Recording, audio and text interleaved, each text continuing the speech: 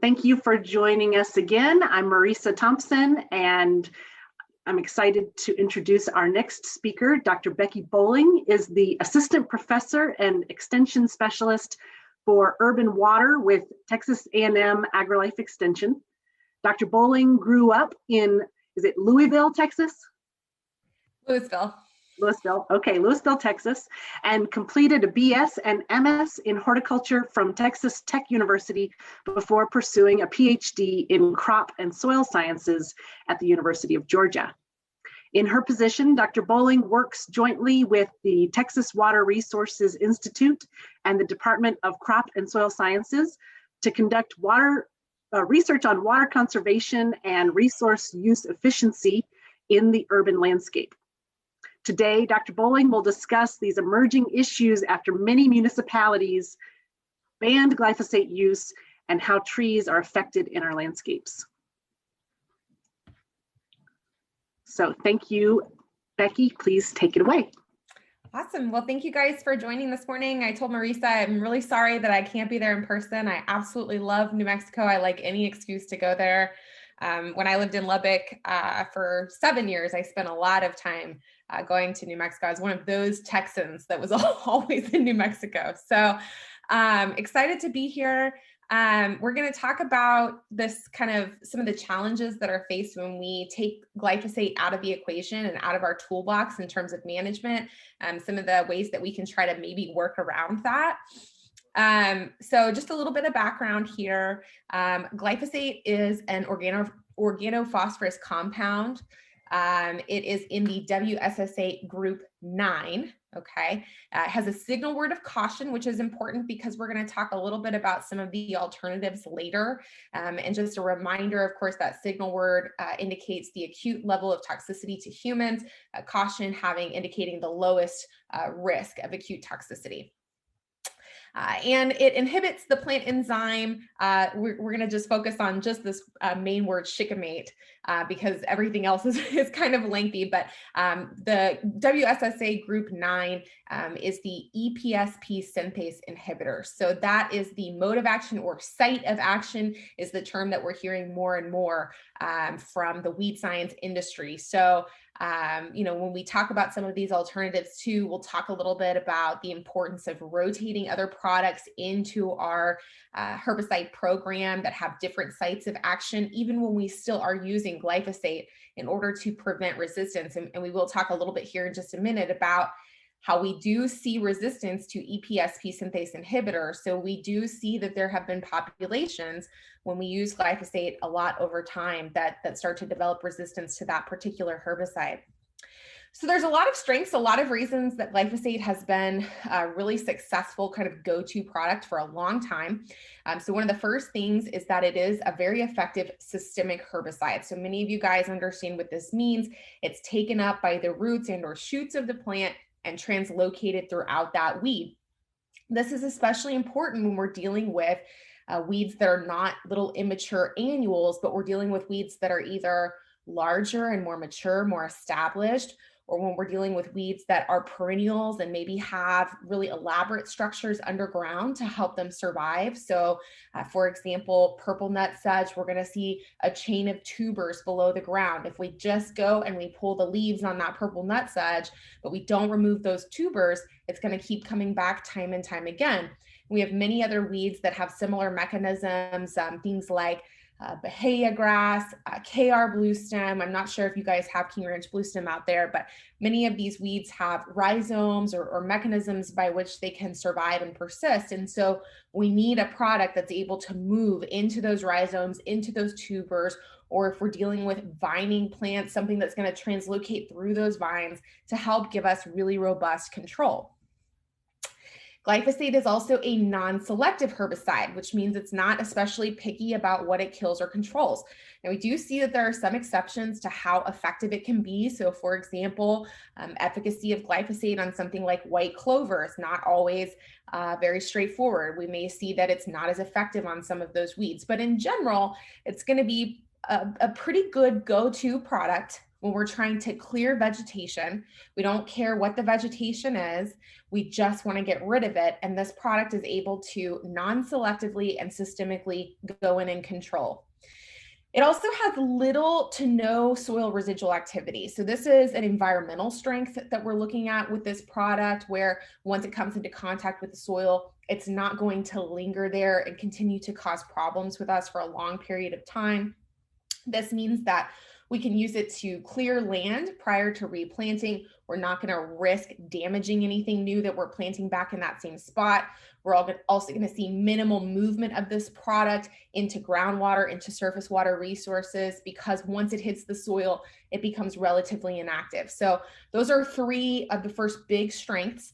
And, as we talk today, one thing that we're going to discuss is that we don't really have another product that is both a systemic and a non-selective product. So we have other products that are systemic, but they tend to be selective. We have other products that are non-selective, but they tend to be contact herbicides, so they're not going to translocate within the plant. So that's one of the biggest challenges that we face right out of the gate when we're saying we're no longer using this product, we have to find an alternative product. We also risk that some of the alternatives that we're going to talk about today may have more soil activity. They may pose a greater risk of acute toxicity to the people using them. Other strengths. Glyphosate is relatively inexpensive.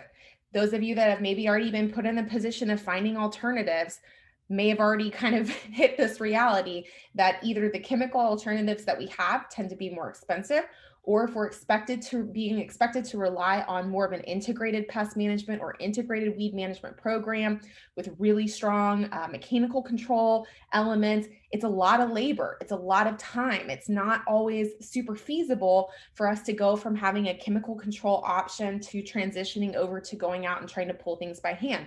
So that's another barrier that we hit.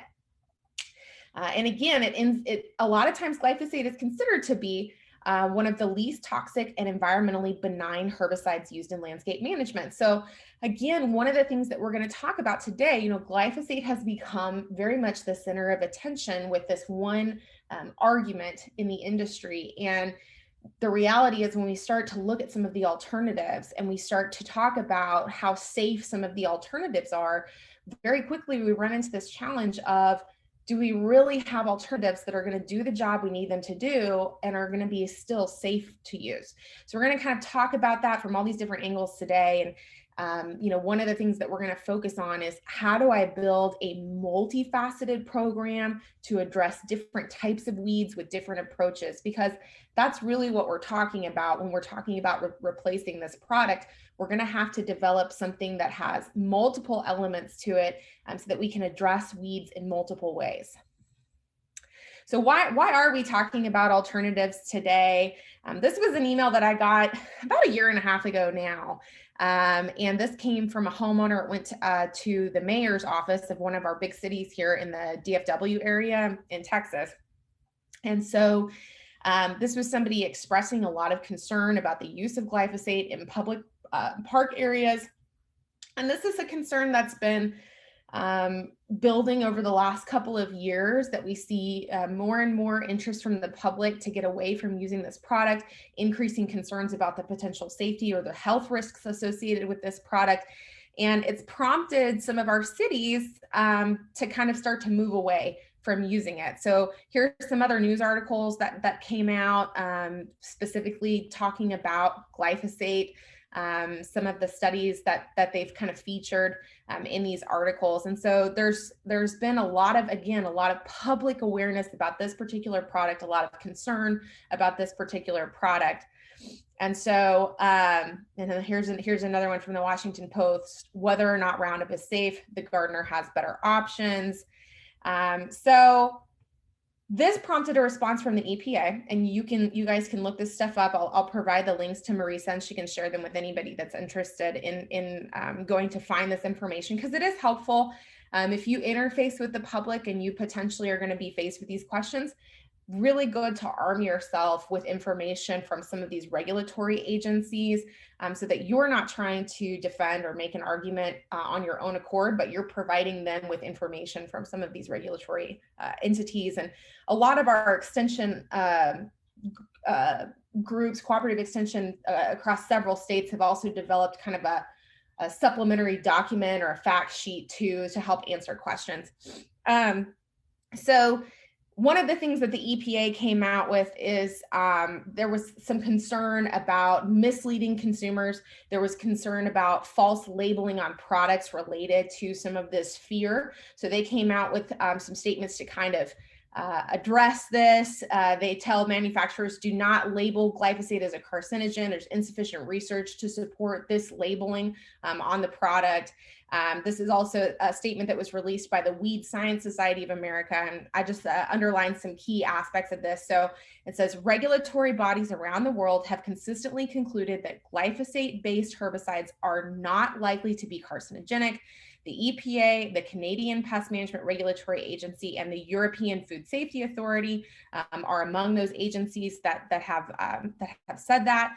And then down at the bottom, it says, it is important to not only weigh the costs and benefits of that pesticide, but also to understand the risks and benefits of the most likely alternatives. So this gets back to what I've already kind of alluded to at the beginning here, which is we can't just focus on this one product. We have to consider, well, if we take this product out of the equation, what products are going to be used in its stead, and what is the relative risk of those products? So again, this has prompted several bans throughout the United States. California was among the first to start implementing some of these bans. So they became the first state in the nation to issue a formal warning on glyphosate. They added it to their list of chemicals and substances known to cause cancer. So again, you're seeing that there's been some disagreements among regulatory agencies in the country. You have entities like the EPA that are indicating we don't have sufficient evidence to label this as a carcinogen. In fact, we think it's not likely that this is a carcinogen. But then we have state agencies that are labeling it as a potential carcinogen. We have at least 45 or more municipalities or counties that have banned or restricted the use of glyphosate on their properties in California. And then this was actually just this past year, the University of California announced that glyphosate would be temporarily banned on all 10 University of California campuses. So we've also had some of this in Texas here as well. So City of Austin, the City Council voted to prohibit the spraying of glyphosate on city lands.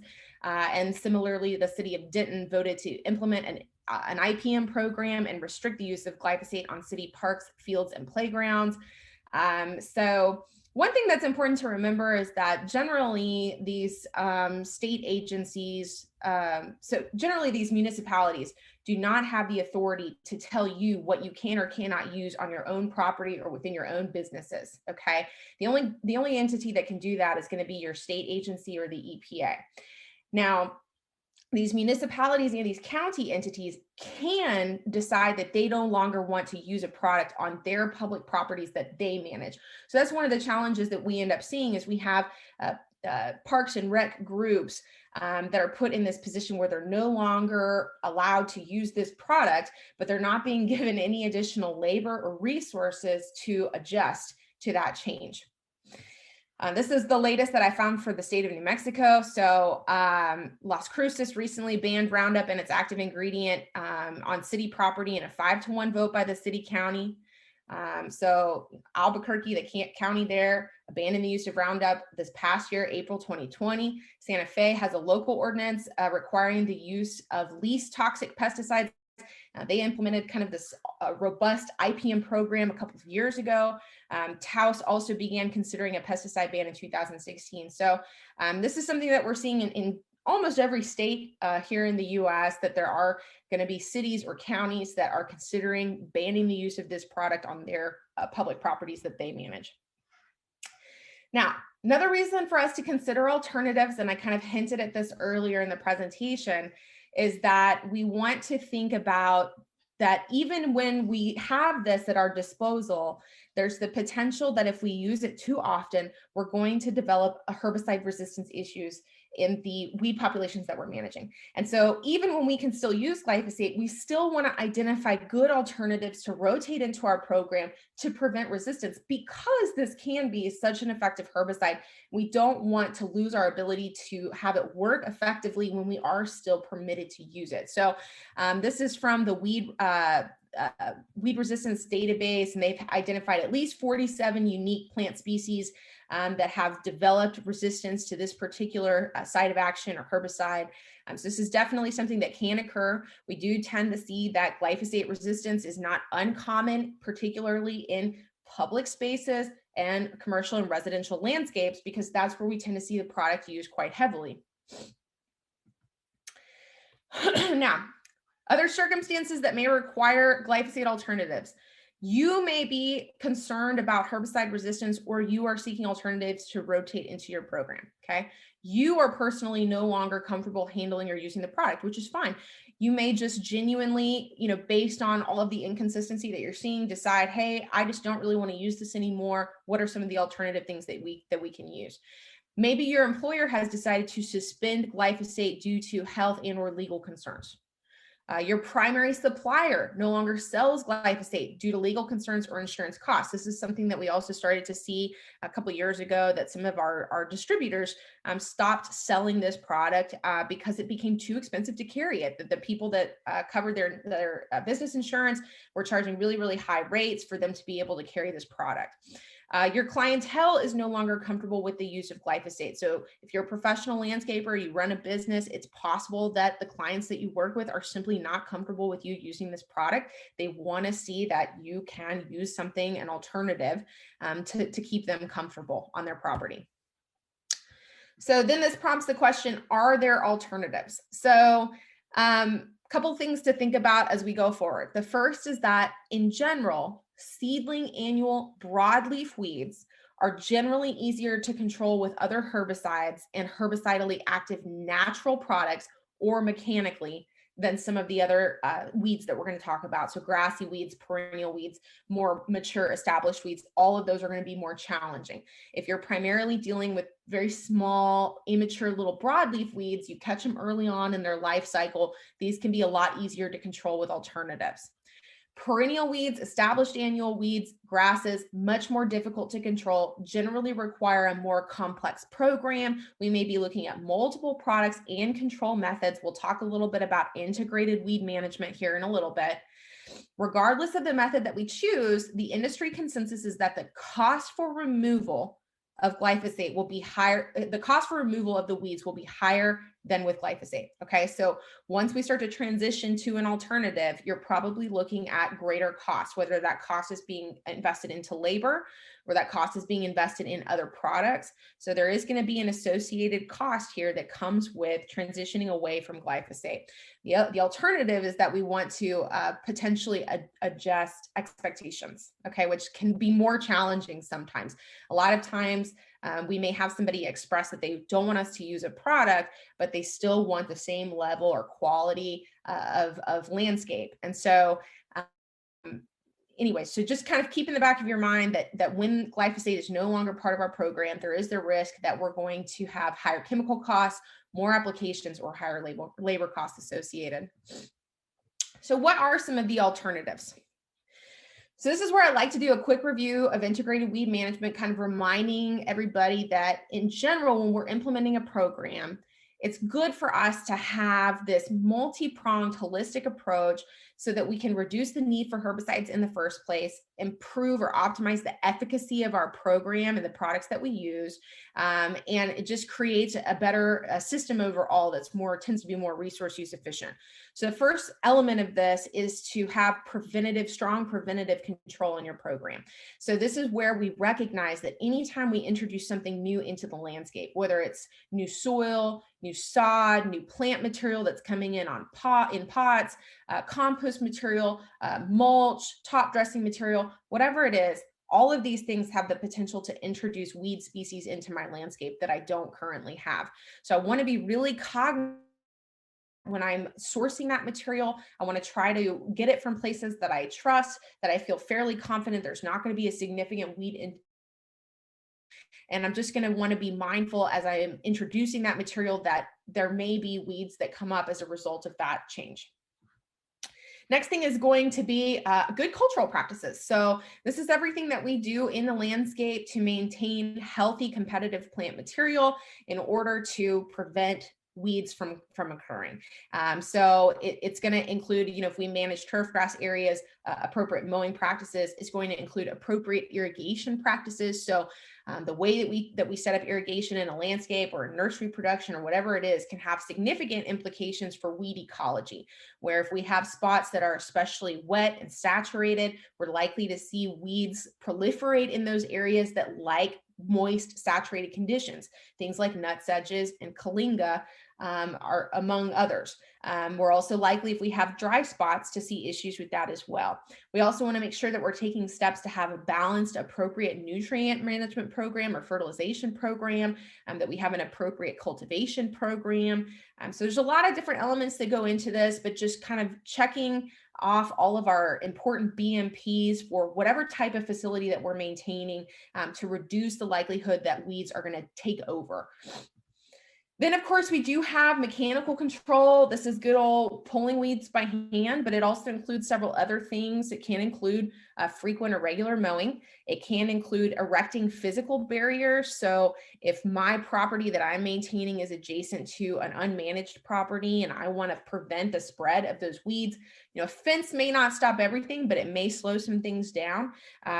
Barriers can also include mulch. Okay, so utilizing a mulch layer in order to prevent weeds from coming up. Many of us know that mulch is not enough to completely eliminate weeds. They're still going to come through that. Some of them are more savvy at that than others, but it is going to be better than bare soil. And having mulch or something like that can also help to protect the soil from erosion as well. Sanitation practices. So, when I'm out in my landscape area, when I'm whether I'm mowing, pruning, whatever it is, taking time to clean my equipment, that helps to prevent the spread of weeds from one area that I'm maintaining to another. Same when we're thinking about what might be on the bottoms of our shoes. We have some weeds that are very effective at producing seeds that will literally puncture your shoes or stick to the bottoms of your shoes. So if we walk through one area where we have a weed infestation and we pick that up and we take it over to another area, I'm going to be spreading that problem. So just being really mindful of all of those things, keeping things clean, keeping things sharp, and creating physical barriers where I can. We do also have biological control.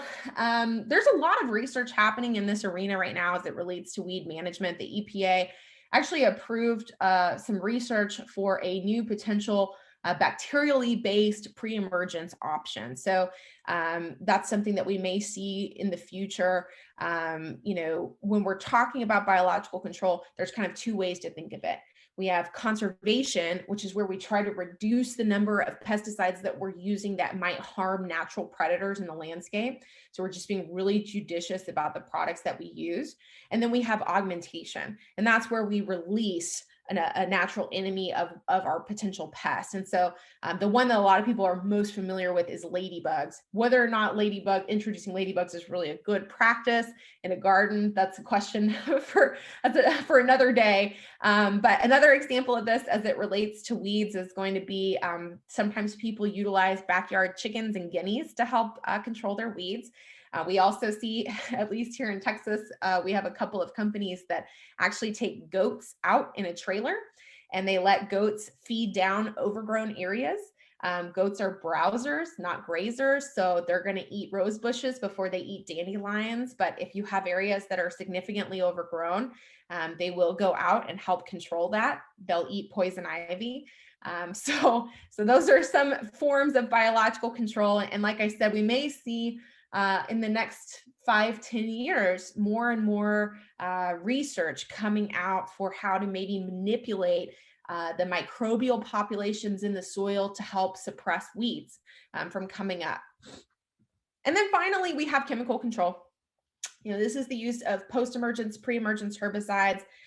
It also includes non-synthetic herbicides, things that we might describe as natural or organic.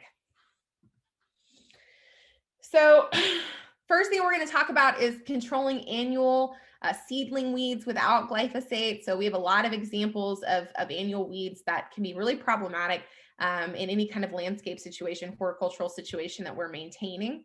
So we do, of course, have the option of mechanical removal. This is removing weeds, particularly before they've had a chance to go to seed. So when we're seeing that they're still in that vegetative state, they're primarily just leafy, but they're not flowering, they're not producing seed yet. That is the best time to get those out of the areas that you're maintaining to reduce the buildup of a seed bank in that area. This is best accomplished with frequent weeding, particularly during transition seasons like spring and fall, where we tend to see a big flush of germination and emergence. Hand weeding is frequently is effective for annual weeds, but can also control perennial weeds before they become well established. Now, depending on the perennial weed, once they do become well established, you're going to be out there with a bigger shovel, really trying to excavate out what might be underground. It becomes a little harder to just go and yank it out. When you are mowing a facility or around a facility, do what you can to bag and remove clippings, particularly when weeds are flowering and producing seed. Again, this helps you to just capture and remove that seed from the site to prevent it from dispersing across that area. And again, when you are out there mowing, especially when those weeds are producing flowers and seeds, taking time afterwards to clean out the mower deck in order to get all of that potential seed that might cake on the underside of the mower off to keep it from spreading. Now, many of us know there are limitations to mechanical control. It tends to be expensive, and we may not have the labor to do it effectively. It can also be difficult and destructive to completely remove some of these below ground structures on some of our more challenging perennials. Now, Marisa was sharing with me a little bit about a new volunteer program. I'm going to actually let her talk about that more at the end if she wants to do that. I'm trying to encourage volunteers to pull weeds when they see them. So I'll let her discuss that as we get close to the end, but that may be kind of a creative way to get past the labor limitation.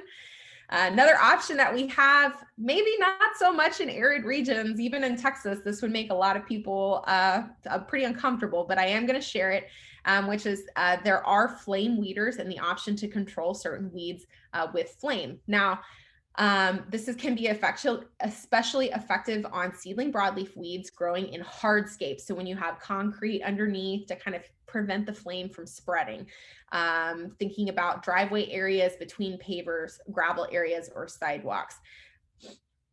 When using a flame weeder, you don't actually need to burn the weed. So it's kind of cool. Basically what you're doing is you're boiling the water within the cells, heating it up to temperature so high that the cells rupture, and it causes the plant to lose its structure and integrity, and it causes it to die. So you don't have to actually set the weed on fire. You just have to heat it up enough that the water in those cells begins to boil. Larger weeds will typically require repeated treatments, okay? Limitations, of course, that sometimes this may only provide foliar damage to grasses and perennial sedges and perennial broadleaf weeds, so we may not get the lasting results that we would like. And of course, this practice cannot be used where flammable materials are present or where we have concerns about the risk of fire or fire spreading. You know, I have very vivid memories of people throwing a cigarette out the window in West Texas, and then you had 2,000 acres on fire. So may not always be the best option, but it is something that we see in the industry. Alternative to this that doesn't have an open flame but has a similar effect is steam or hot foam weeding. These are actually pieces of commercial equipment that use pressurized steam to have that same effect. They're causing the water in the cells to boil and causing those cells to split, which is going to affect the health of the plant. But you're not going to have that associated fire risk. Now, the limitations is that one of the limitations is that you have to use a lot of water to do this. And so again, if you're living in an area where water resources are more limited and you're trying to be conservative, this may not be a great option. It's also potentially risky from the standpoint of causing burns, right? You're using really, really hot steam. And so there is a potential risk there that there's going to be accidental harm. Now, we have some non-selective post-emergence control options. So remember that glyphosate has two kind of big strengths as a herbicide. It's non-selective and it's systemic. And remember I said that we do have other non-selective herbicides. They're not going to be picky about what they control, but they're not going to offer the same level of systemic activity that glyphosate offers. Okay, so this means that what we might have been able to do with a single application of glyphosate may require multiple applications by one of these other products because they're not translocating down into the soil, okay, into other parts of the plant. So a couple of examples of these non-selective post-emergence options. We have a diquat or reward. We have different versions of pelargonic acid, including scythe, glufosinate, which is commonly referred to as finale or cheetah, and many natural products, including highly concentrated forms of basically vinegar that we call acetic acid, and certain botanical oils.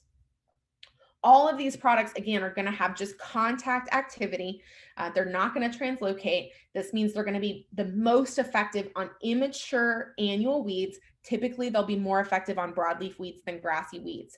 So let's talk about each of these in a little bit more detail. So first one is going to be glufosinate, really similar name to glyphosate. A lot of times people may get these two mixed up. So again, glufosinate or finale or cheetah, this is a product that's not going to have a lot of systemic activity. It will translocate some within the leaf. So we refer to that as being locally systemic, but it's not going to translocate throughout the whole plant. Now, this was a Bayer product for some time, but with all of the different mergers and changes that have happened, it's become a BASF product. But for some reason, I was unable to find an updated label that said BASF on it. Even on their website, it still says Bayer on it. So, but this is now a BASF product. This typically, again, is not going to control perennial weeds as well as glyphosate will, because it doesn't have that systemic activity. But it can be very useful at things like trimming, edging, for use in landscape beds. So this is a great product to use on something like, a lot of these contact products are great to use on something like tree suckers. You know, every year here in Texas, I see issues sometimes with our landscapers, particularly less experienced landscapers that go out and they use glyphosate to control tree saplings or tree suckers. And they don't realize that that product is going to translocate from that baby all the way into the parent tree and significantly injure or kill the parent tree. So using products like this, we're able to get some control for things like that without having to risk the systemic injury. Of course, we can also use things like mechanical control for things like that as well. Another product we have at our disposal is going to be diquat, commonly referred to as reward. There are other versions of this as well. So again, this is going to be a post-emergence contact weed killer. It's going to primarily control small annual weeds. Large annual weeds and perennials will likely be injured but not killed. Depending on the particular species that you're dealing with, you may get some results from sequential applications. But again, you know, that's going to affect your budget. You know, there's a different cost associated when you're having to apply sequential applications. Some of these products may be more expensive as well than you're used to. A lot of these products, because they're contact herbicides, having really good coverage of the weeds is really, really important to ensure efficacy, because they're only going to control what they come into contact with. And so pay really close attention to what the label recommends in terms of rate, and try to have really good thorough spray coverage where you're saturating the leaves to really have effective control. Advantages of reward include rapid kill of small seedling weeds, and it's a relatively low cost compared to some of the other alternatives that we're talking about. This one also tends to be a little bit less temperature sensitive than some of our other herbicides that we're going to discuss. It works well in both warm and cool weather. Sometimes we're a little bit more limited with some of our herbicides, as some of them may work best when it's warm enough for our plant to be actively growing, translocating material. And so this one, we have a little bit more flexibility with temperature. Now, here's another product, scythe. So it's a formulation of pelargonic acid. Again, post-emergence contact herbicide. In cold weather, this is not going to be quite as effective as reward, but in warm weather, we might see results from this product in as little as 30 minutes. So you may spray it, go out and see damage or death very quickly, which can be pretty satisfying. It's not a certified organic option, but it is considered an alternative to traditional herbicides. A lot of times we refer to this as a herbicidal soap, okay? Can be more expensive.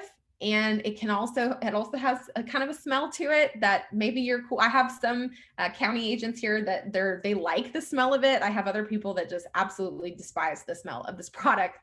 Again, this is going to be most effective on immature annual broadleaf seedlings. Now, if we do have an interest in having a more organic program, or we have clients that are requesting organic products, that's where we can look at alternatives that are OMRI-certified, or they're certified by the Organic Materials Review Institute. And so many of these are fairly similar to Scythe in terms of how they work. Okay, so we do have another formulation of pelargonic acid called Axe, and we do have some box store versions of this product now available, of this ammonium non-annoyate. I'm struggling with that word today, but we do have some box store versions of this product now available. Final Sand is going to be another option. It's a mixture of fatty acid soaps, similar contact activity as all of these others. Suppress is another. It's an emulsifiable concentrate with 2 short chain fatty acids, caprylic and capric acid. And these products are going to be very fast acting. So similar to Scythe, we're going to see very rapid results, but they're only going to be contact action herbicides. And essentially how they work is they break down the integrity of the leaf surface and the cell walls. And so we'll see that damage on the foliage very quickly as a result of that activity. Now, we also do have products, this has become a popular alternative for more organic programs, which are highly concentrated forms of vinegar or acetic acid. Now, remember, I'm not going to be able to just go and grab vinegar at the grocery store to go out and use. I'm looking at something that's pretty heavily concentrated, a minimum of about 20%. And we will see some acetic acid products that kind of stair step up to about 40% concentration. This is an OMRI-certified product. We also have some similar products that are botanical oils that we may see available as well. These are going to be non-selective contact action herbicide products. So again, they're not going to translocate. They are effective on seedling annual broadleaf weeds, but generally are only going to cause temporary foliage damage or burning to perennial weeds, large annual weeds, grasses. Again, with these products, because they're contact action, we have to get good spray coverage. We have to saturate that plant in order to really get good effective results. Symptoms are going to be rapidly visible. Now, here's something to kind of keep in mind when you're looking at some of these alternatives. Natural does not always mean safe, okay? Most products containing acetic acid and natural oils actually have a much higher risk of dermal toxicity than synthetic herbicides and may carry a danger signal word on the label. So if you look at some of these acetic acid products, they're going to say danger, which is that highest risk of acute toxicity, compared to our glyphosate, which is caution. When we use these natural products, we want to be really mindful of avoiding skin and eye contact, wearing appropriate PPE.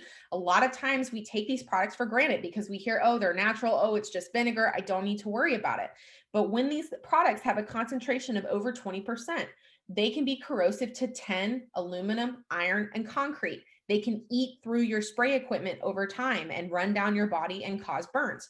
They can even cause blindness if they come into contact with your eyes. So this is not to say don't use these products. It's just to say treat all pesticides with respect, even if they're these natural products. Don't take for granted that because something is labeled as natural or organic, that means it's 100% safe to use and you can go out with your flip-flops and your shorts and your t-shirt and go throw it out. We want to make sure that we still wear appropriate PPE to protect ourselves.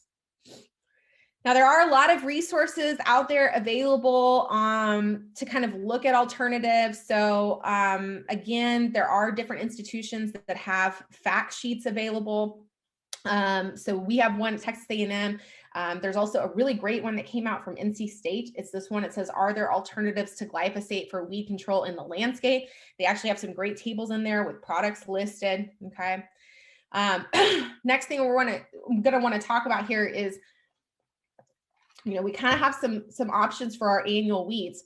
What do I do about established and perennial weeds? Okay.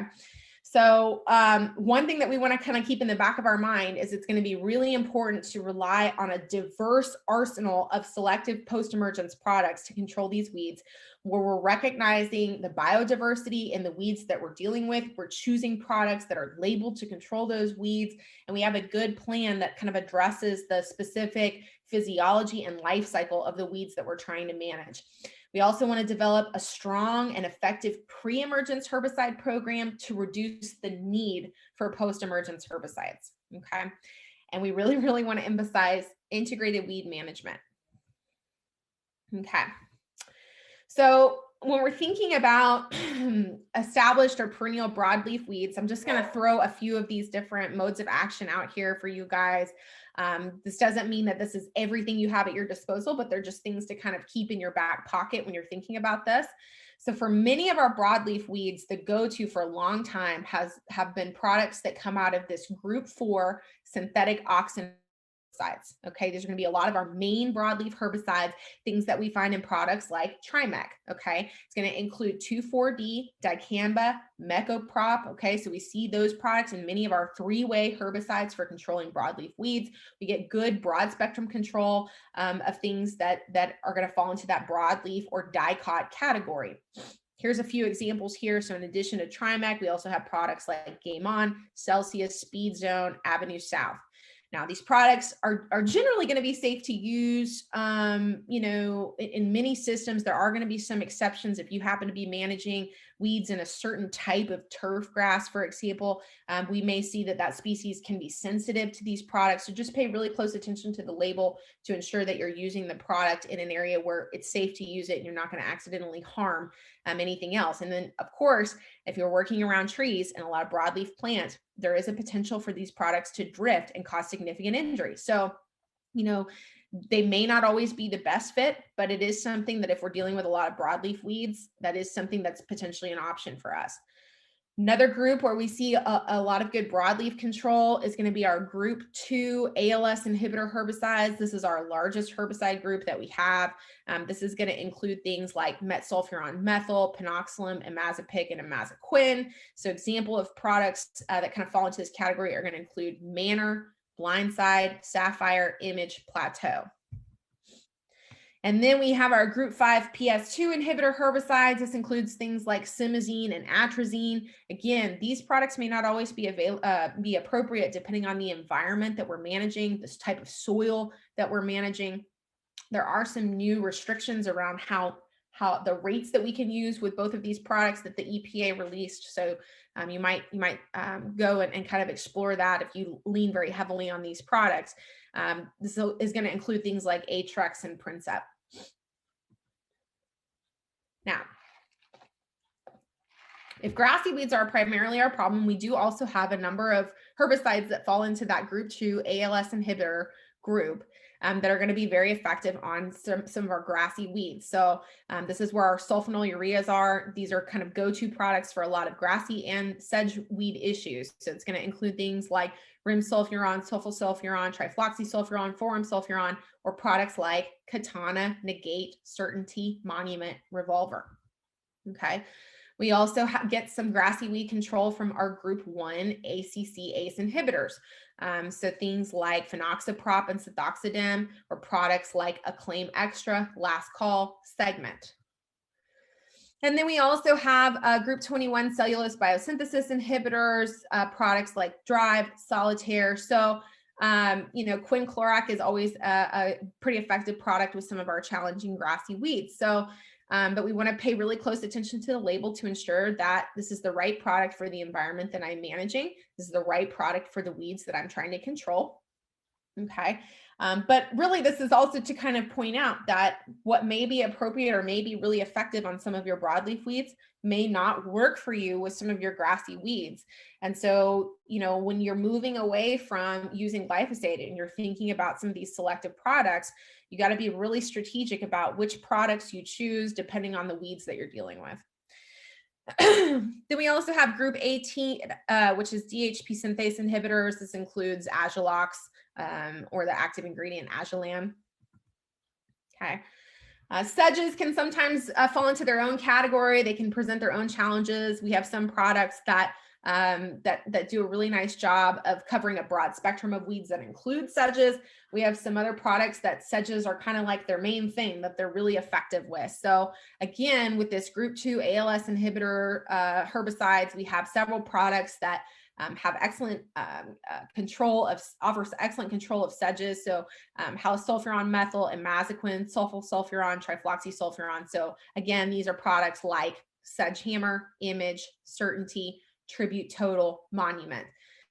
These products are all going to come with different price tags too, right? There's a big difference between Tribute Total and Monument, or Tribute Total and Image, potentially in terms of price, but also maybe in terms of efficacy, depending on the weeds that we're trying to control. We also see some sedge control from our group 14 PPO inhibitors, things like sulfentrazone, which can be found in Dismiss, Dismiss South, Blindside, and Echelon. So, you know, when we're thinking about trying to optimize our weed control program, we want to start by taking time to properly identify some of the key weeds that we're dealing with in the sites that we're maintaining. It doesn't mean that you have to go out and you have to identify every single one of 100 different weeds that you're seeing, but a lot of times we tend to see, you know, that there may be 2, 3, 4 species that are proliferating much more than others. And so if we can try to properly identify those first, it'll really help us choose the right approach, the right products, in order to really develop a more robust program. So a lot of different resources out there to help identify weeds. We have some great pictures on our Aggie Turf website. There's also a nice resource called Weed Alert. There's also a great book that I have somewhere in my office in here called Weeds of the West, that features a lot of weeds that we would see throughout the Southwest. That book is very handy. We want to be mindful that if we have a pre-emergence program for the facilities that we manage, that we may need to make adjustments to that if we're seeing that it's not effective on the particular annuals that we're dealing with. You know, pre-emergence products are going to typically offer us the most benefit when it comes to annual weeds. We will get some benefits from perennials as well, but they're designed to interfere with seedling emergence. And so the weeds that are primarily leaning on seeds to come back each year are going to be the most effective by these products. Now, in a lot of landscape situations, we base pre-emergence herbicide timing off of 2 or 3 key weeds in the South, okay? We base the spring applications typically off of crabgrass emergence timing. So you may hear recommendations to put out a spring pre-emergence when your soil temperatures reach around 55 degrees Fahrenheit. And this is because crabgrass tends to germinate at around 57 degrees Fahrenheit. Likewise, we may hear recommendations to put out a fall pre-emergence herbicide when our soil temperatures reach around 70 degrees Fahrenheit. And this is a reflection of when Poa annua or annual bluegrass begins to germinate. However, those may not be the primary annual weeds that we're dealing with in the landscapes that we're maintaining. And the weeds that we may be dealing with may germinate at completely different times. They may germinate later in the winter as things get colder. They may germinate later in the summer as things get warmer. And when I put out my pre-emergence at these other timings, there's a risk that depending on the product I'm using, depending on the environmental conditions, that the efficacy of that product is going to drop off significantly before my target weeds really start to germinate. And so again, this comes down to identifying what you're dealing with, doing a little research to determine when is this most likely to germinate, and is my pre-emergence timing aligning with that window. And you always have the option, depending on the products that you're using, where you can look at doing split or sequential applications to broaden your window of control. You have to pay really close attention to the label when you're implementing that type of program to ensure that you don't exceed the maximum annual use rate, that you follow appropriate recommendations in terms of timing for applications. But that is an option where, you know, you can do your normal spring timing, but then do a second application a little bit later when you have some annual weeds that are coming up at warmer temperatures. We also want to make sure that we time post-emergence applications appropriately. Okay, so here's 2 examples of weeds where if we don't get a post-emergence out early, we're going to have more problems. Okay, so the first one on the left here is going to be crabgrass.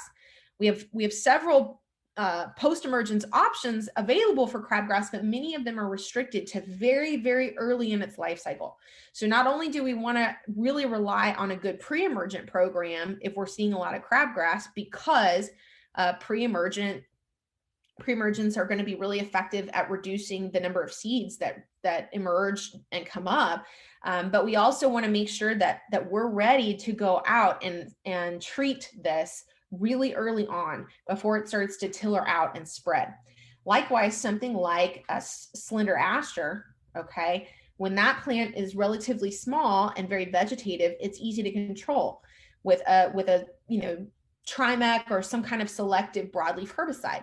But as it starts to develop its deep taproot, it starts to become woody later in the season. It's harder and harder to have an effective herbicide program. We end up using more product than we need to. We're potentially wasting money. We're potentially adding more pesticide inputs than we really need to add.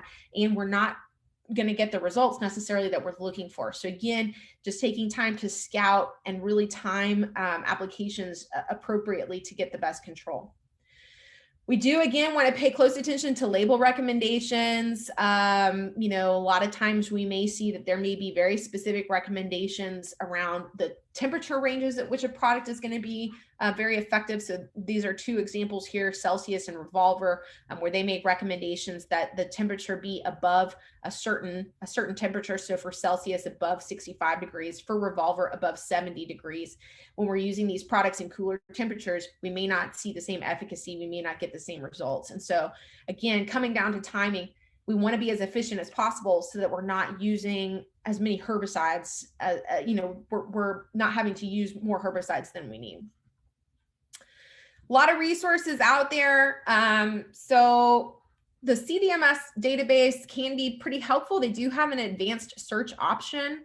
If you go and you look it up, where you can actually input your crop that you're maintaining. You can input the type of product that you're looking for. In this case, we're talking about weed control, so you can look for herbicides, but you can also look for fungicides, insecticides as well. You can also label your specific pest that you're searching for. You can also include your state, and it may pull up contingencies for a particular state. So we do have some products that are regulated by the state of New Mexico, by the state of Texas, but that may not be restricted at the national level. So that may help you as well. It's not foolproof, but it can be helpful in getting an idea of some of the options that are out there. Then from there, you can go through and look through the PDF copies of the label to find more information. There's a lot of different management guide options out there for different types of systems. I work primarily in turf grass, so we have a lot of great resources for that, but there's several other options out there that are focused more on nursery production, general landscape management. So leaning on extension, talking to people like Marisa, or talking to people like Leslie Beck, who work for New Mexico State Extension, to identify where you can get some good resources to help you choose products that are going to work well for you. Okay, and here they are. Okay, so you guys have some really great extension specialists there at your disposal. Leslie and I went to school together many years ago at Tech. We've known each other for a really long time, and so she's a great resource when it comes to anything weeds related. And Marisa, of course, excellent urban horticulturist. So a lot of great options there, good resources. So that's what I've got in terms of content. And then I know, Marisa, did you want to talk a little bit about that volunteer program before we do? Yeah. Yeah, thank you. Excellent presentation. And we do have some good questions. The volunteer program that I've heard about, and as far as I know, it's in its very early stages, is called Weed Warriors. And it has to do with, it's the city of Albuquerque.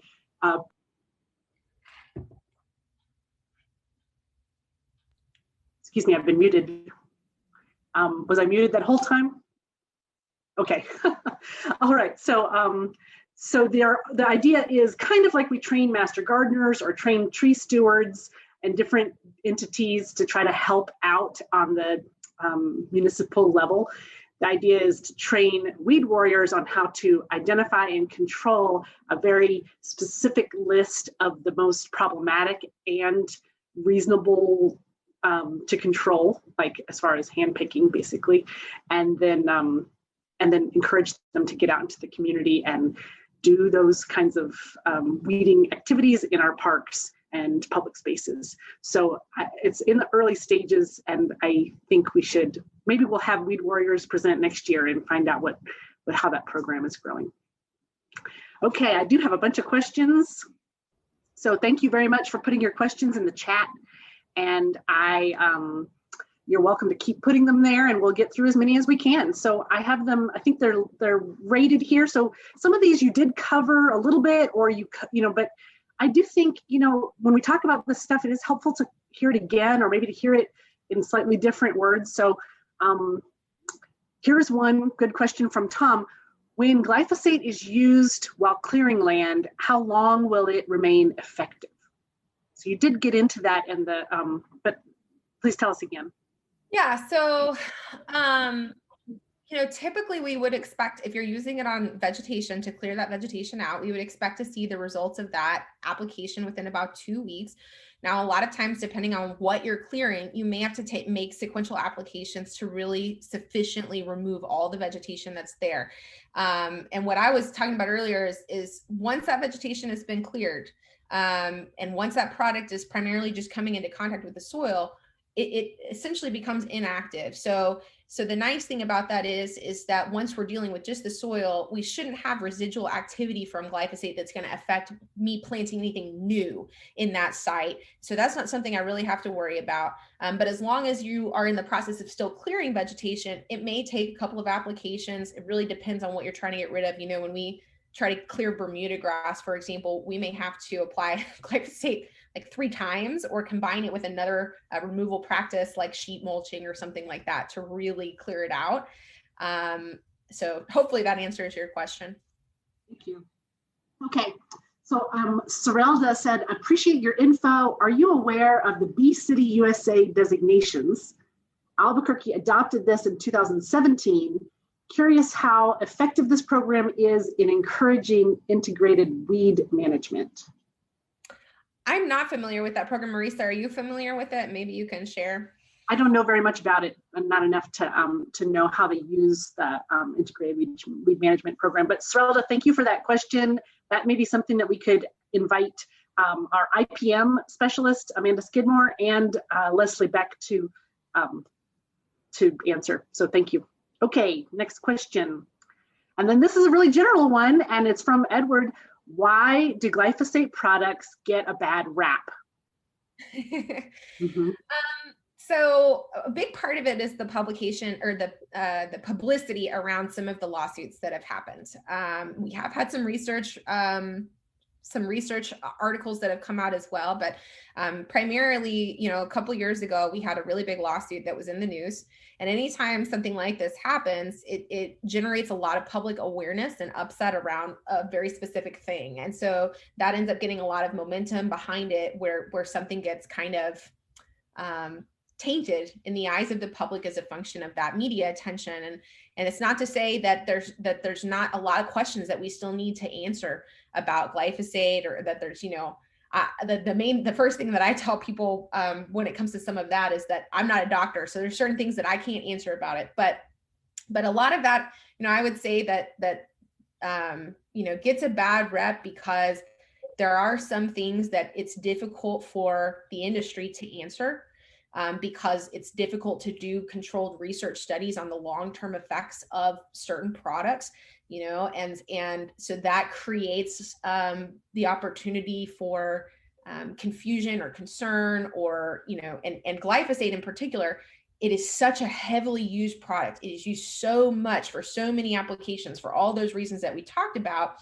And so it's a product people are more familiar with. It's a product that is just going to have a lot more conversation around it as a function of how much it's used and how available it is. So I don't have a great answer for that, except to say that there's been a lot of media attention. There have been some research studies that have come out as well that have raised some questions about that product. And that I think all of that is heightened by how visible that product is, how available it is, and how heavily it's used. Thank you. Thanks. Okay, so the next question I have on this list is, so this is from Cody, are any of these chemicals for sedges, or do they work well on nut sedge but not hurt lilies? Oh,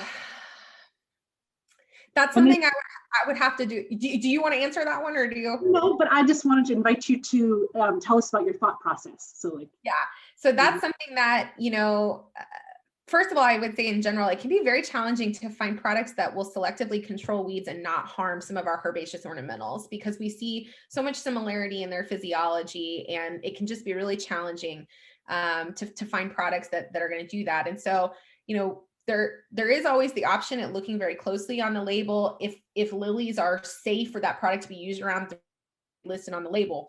But in general, when you're managing weeds inside, that are kind of integrated into an ornamental cropping system, you may have to look at alternative forms of control, looking more at mechanical control, or maybe leaning more on some of these contact herbicides where you can control what that product is coming into contact with and restrict the movement of it around that area. So it can be really challenging. I mean, when we're talking about ornamental production or ornamental management in particular, to find things that work. And that's where having a lot of good mulch and being willing to go out and pull some things by hand is really helpful. So Marisa, do you want to add to that?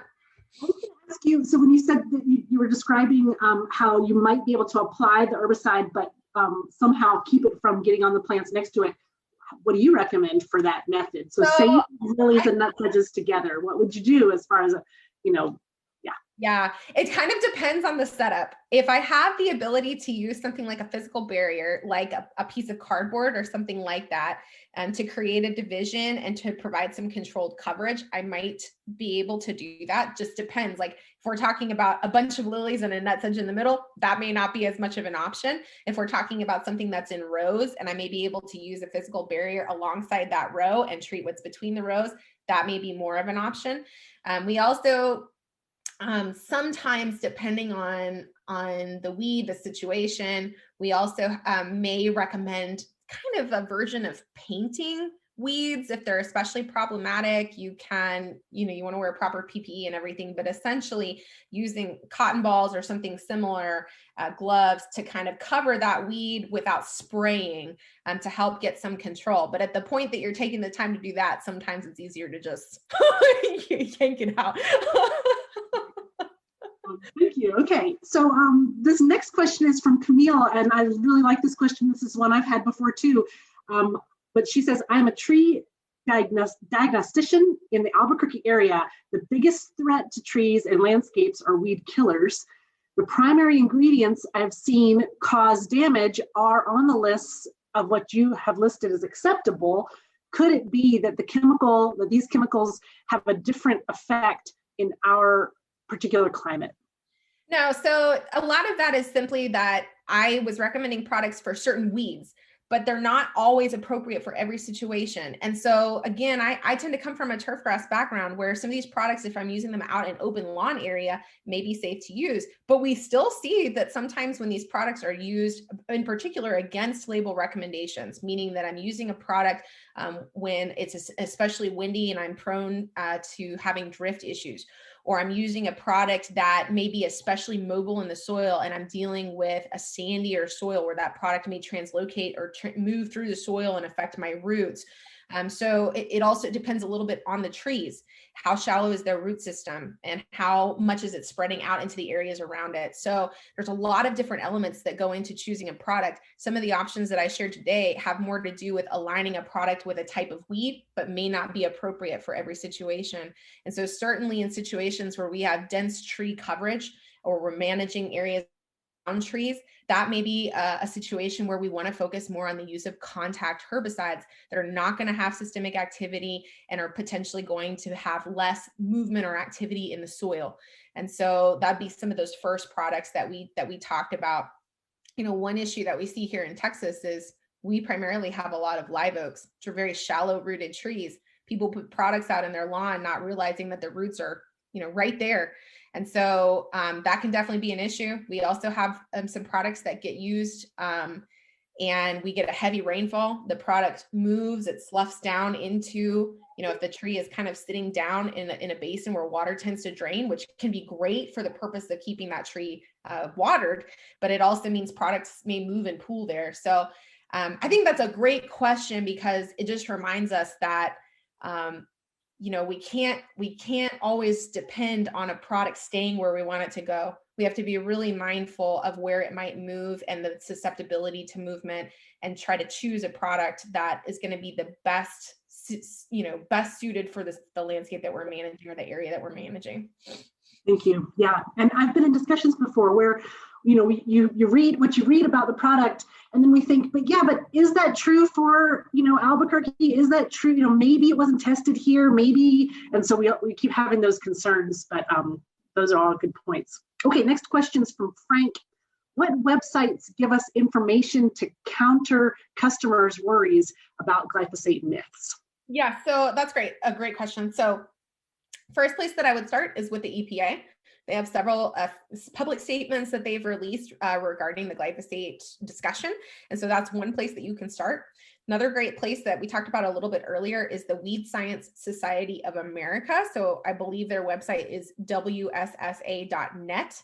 And if you just Google WSSA and glyphosate, it'll help pull up some of those statements. And then finally, going to New Mexico State Extension and talking to them about what resources they may have available to help you. Because like I said, I do think the best approach is to provide your clients with research-based information and regulatory information when you get those types of questions. Thank you. Yes, and I just want to remind everybody that Dr. Bowling's slides are already available. If you click on the agenda and you go to the glyphosate session, and then below the window where you would click to view today's session, her slides are all there. You can download them and have those for yourself. Okay, so another question. We have a couple more minutes. Let's see. So this one's from Miguel. Is glyphosate translocation through roots a myth? Oh, no. Definitely not a myth. It's definitely one of its strengths as a product is that it is a systemic herbicide. So it does have the ability to translocate throughout the entire plant.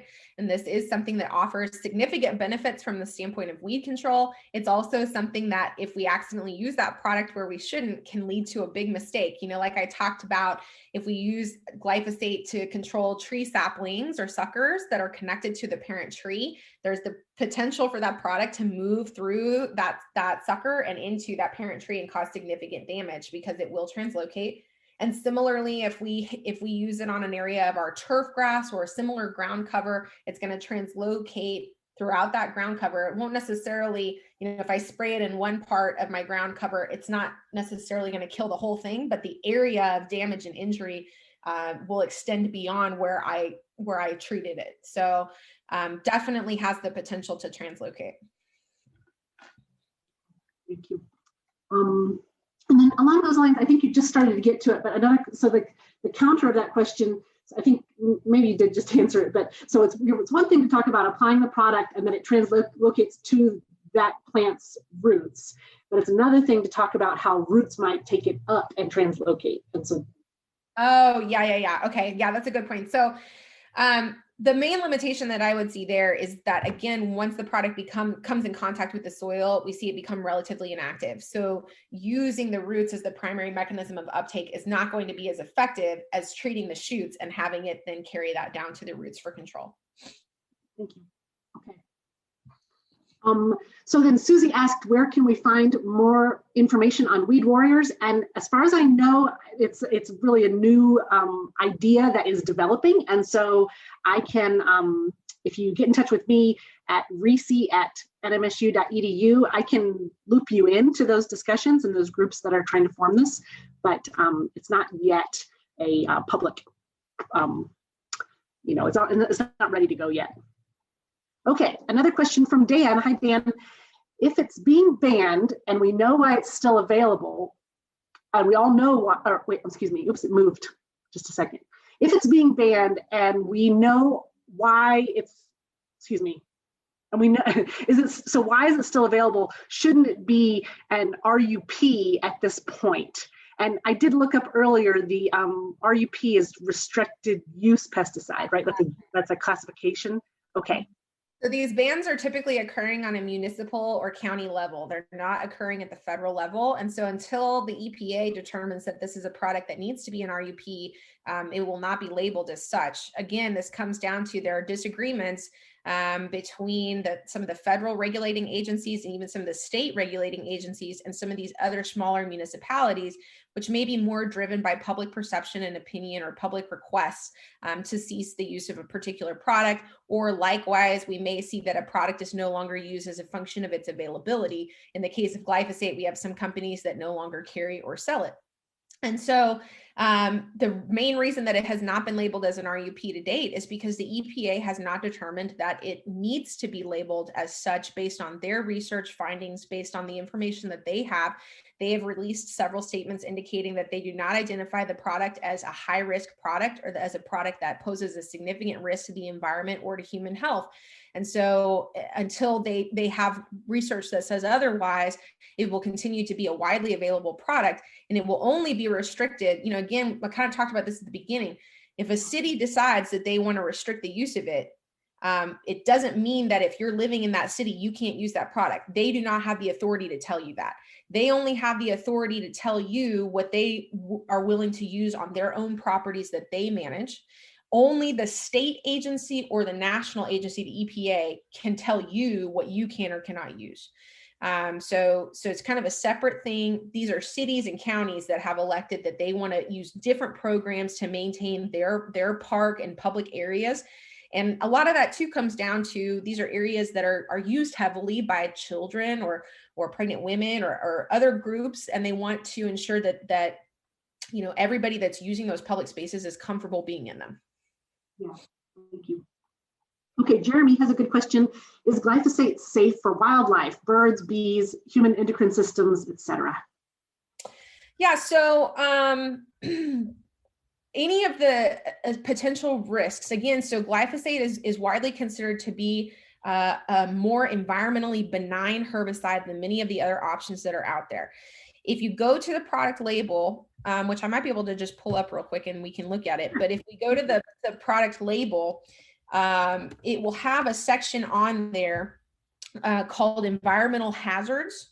And this is a section that the EPA has on every label. It's a requirement of the label to outline the potential toxicity and potential environmental risks associated with that product. They determine this through a variety of tests. So they have 8 different wildlife tests that they implement to determine the potential toxicity to 8 different major groups of wildlife, both avian as well as certain aquatic wildlife, as well as bees. And they also do several tests to look at the potential movement of a product. So how susceptible is this product to move into water, into groundwater, moving through the soil. So the environmental hazards label will reflect any potential concerns or risks of toxicity. And I'm sorry, I'm having a difficult time here pulling this up. Well, we have 2 more minutes and we have more good questions. So I appreciate you offering that. And how would you search it? Maybe you could. Yeah, so I would just go to, you can either go to the manufacturer's website or you can go to cdms.net and you'll be able to pull up the product label. Similarly, they'll do tests on the potential risk to human health. All of that will be reflected in the label. Okay, so maybe a quick one. I have 2 more here I see that I'd like you to try to address. Edward asked again, but this is a new question. Why are organic herbicides so expensive? That's a good question. I'm not completely sure why they're so expensive. I do think that when we're using natural resources, that there tends to be a greater, sometimes the things that we're using tend to be more finite, or they take more time to grow, collect. You know, some of these products are based on botanical oils. And so there's just maybe a little bit more that goes into that. Sometimes you're also paying for the organic certification process. Sometimes you're also paying for the right to have it be using an organic product. So I think there's a lot of reasons. It probably depends a little on the product. Yeah. Okay. And then Brian asked, would reducing turf and replacing with mulch may be a tool in reducing herbicide use around trees? So it kind of depends on the situation that we're talking about. And New Mexico is different from Texas, right? Because the natural rainfall that we get is very different. I mean, we have parts of West Texas that are going to be comparable, but we have other parts of the state where for us, removing turf is actually potentially harmful because we end up having a lot of issues with soil erosion, even when we try to use an alternative like mulch. But in New Mexico, it might be a feasible alternative. The downsides to mulch are going to be that you're still going to potentially have weed breakthrough, but you may be able to do more spot treatment or have more flexibility in terms of the types of products you're using, to use more contact type herbicides that are going to have more restricted movement depending on the product. One of the downsides is going to be mulch tends to be hotter. So when we replace living vegetation with something that's non-living, it's not going to be as hot as lava rocks or concrete, but it's still going to be warmer. Right, so, because you're not something the lawn is transpiring and cooling that area around. Thank you. We're going to stop there.